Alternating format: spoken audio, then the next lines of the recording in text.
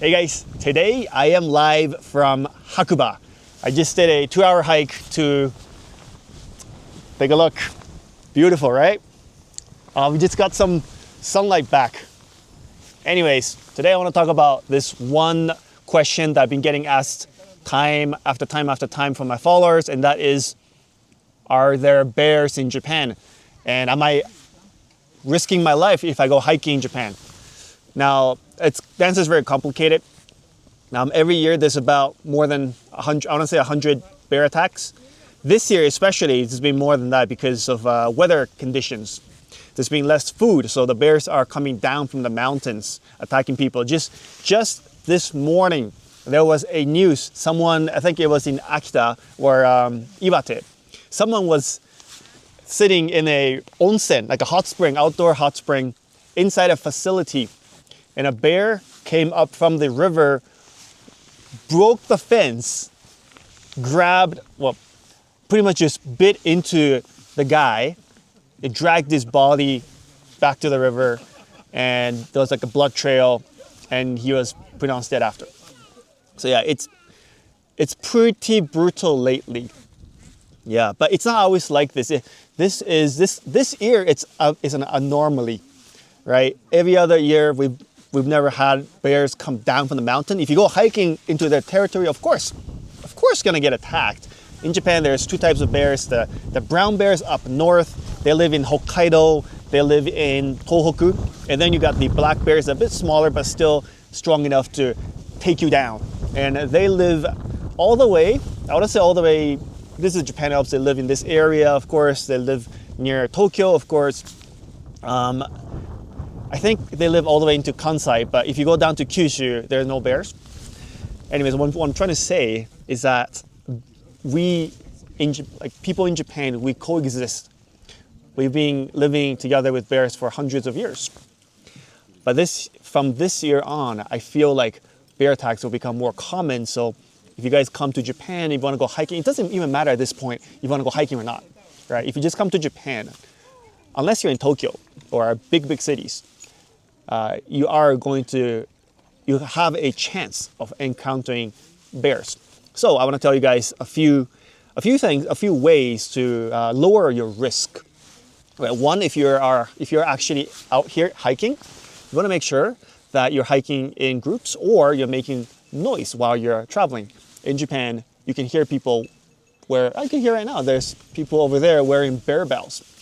Right, that's one way to notify the bear that you are coming so they don't come towards you. Right, otherwise, but what I do is I hike in groups. Yeah, we chit chat, we talk. So naturally we repel the bears.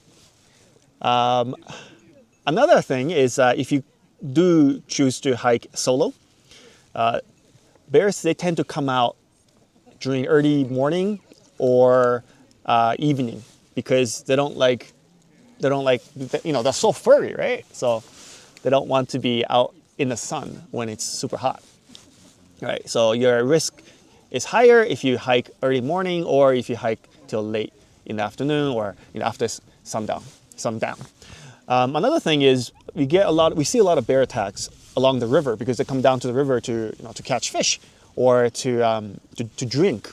So a lot of the bear attacks that you see on the news, they're actually not hikers. They're people who go out fishing, right? They're river fishing. So that's an activity where you're very much exposed to bear territory. All right, and something else is that bears are more aggressive either right after they wake up from hibernation. Maybe it depends on the region, but between March to May, or right before they go into hibernation, which is this season. The guy who got attacked in Iwate, he got dragged out of the onsen. The bear was very hungry, right? She, I don't know. The hunter got to it, cut it open, and found out that the bear, usually around this time, this is October, they start stocking up, right, for the winter hibernation. But this bear was very much lean, right? Not too much fat, because he just couldn't find enough food in the mountain.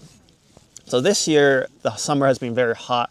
Last year too, And to be honest, like each year it's gonna get worse. I believe next year it's gonna be hotter than previous, and it's just gonna get worse from here, right? So that means there's gonna be less berries, less plants, less flowers. They eat lots of nuts. 95% of bear diet is consisting of non-meat, right? Only 5% is meat. And most of the meat is like either salmon or fish, or sometimes they find deer. But generally speaking, 95% is, berries, tree roots, flowers, plants. Now, I'm going to answer some of the most popular questions I've been getting from my followers. All right. トニーさん、クマに出会ったことありますか？今までで。Have I ever met a bear before? Yes, I have, both times in Hokkaido, in this area called Shiretoko. Shiretoko is my favorite national park. Shiretoko National Park is home to about 500 brown bears and also killer whales. So brown bears and killer whales are the apex predators in Japan. And when you have so many of the apex predator, that means the food chain is plentiful, right? Bountiful. Right? You got, if you got that many bears, you probably got lots of deers, lots of fox, lots of, smaller animals, and then you got lots of plants, lots of bugs. So Shiretoko, whenever I go to Shiretoko, I'm always there to look for animals. Now, up until last year, animal watching in Shiretoko have been very safe because it's well protected. Right? The animals, they have plenty of food, so they don't rely on you, right? You're not part of their food chain. But I think this year there was a couple Shiretoko bear attacks on people. So yeah, you got to be more careful from here on. Listen to the authorities. I work with National Parks of Japan, so sometimes they release new data, and I break it down for you guys to understand. Most of these data, they're only in Japanese. You see them in Japanese media. You rarely see them in English, which is why, I make contents like this. Yeah, so I've seen bear twice, both times in Shiretoko. If you guys want to go see bears in safety, relative safety, Shiretoko has a cruise. They have like a bear cruise. You go on their cruise and you get to see bears in their natural habitat. And you're a safe distance away because you're on a boat. 次は、出会った時に僕たちは何ができますか？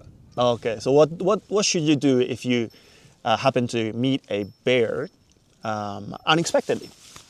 So, depending on the distance and the type of bear, right? If it's a brown bears are bigger, right? They know they can take you on, right? So if you meet them, let's say 50 meters apart, you just want to slowly back down. Don't make yourself too much of like a target.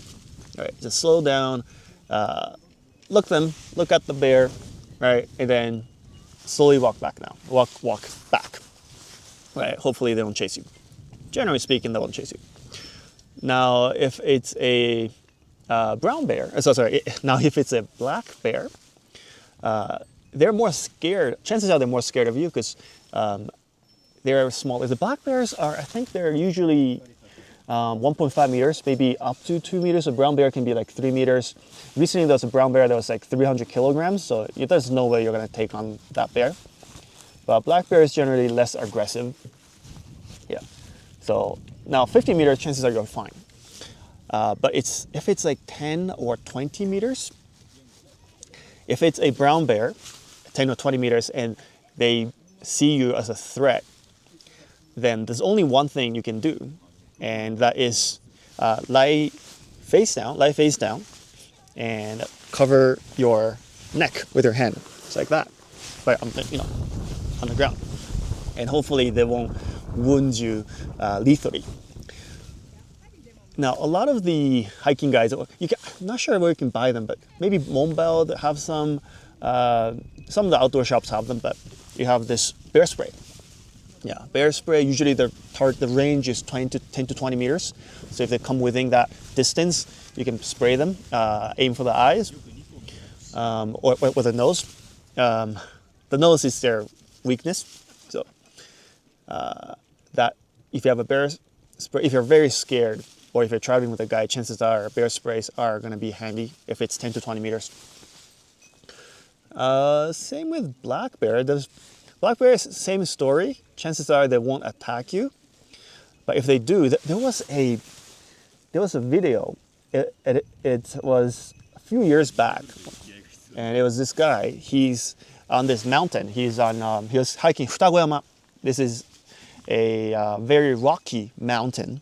Very few people hike up those peaks, and this is in Chichibu. Chichibu is like the northern part of Tokyo, in Saitama. I've done that hike maybe 3-4 times myself. I barely run into anyone. So this guy, he was fortunate that he reached the summit when the black bear came up to attack him, and he just kicked. It's coming from down up, right, bottom up, and he kicked the bear in the nose, and that drove the bear away. So, if you're on the high ground, it's a black bear, aim for the nose, aim for the nose kick.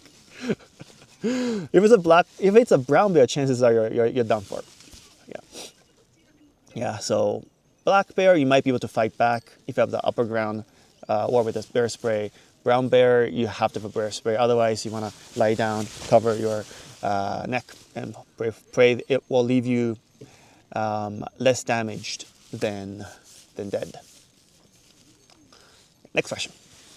ベアスプレー以外に事前になんか準備とか心構え的なところは Okay, so 何かですか？ what else can you do other than bear spray? What can you prepare for, right? So,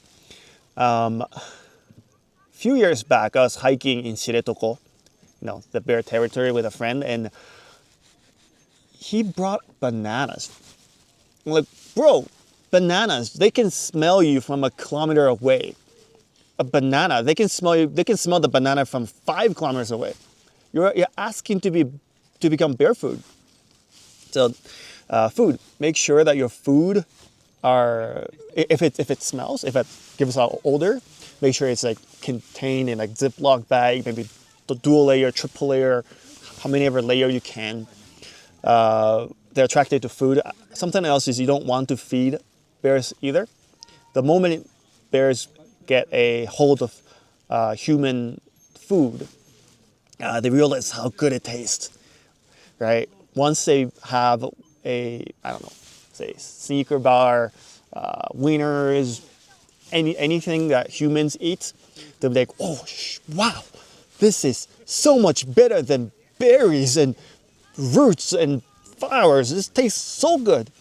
I'm gonna come down from the mountain and I'm gonna get more food from you, or I'm gonna look for other hikers to steal their food. Yeah.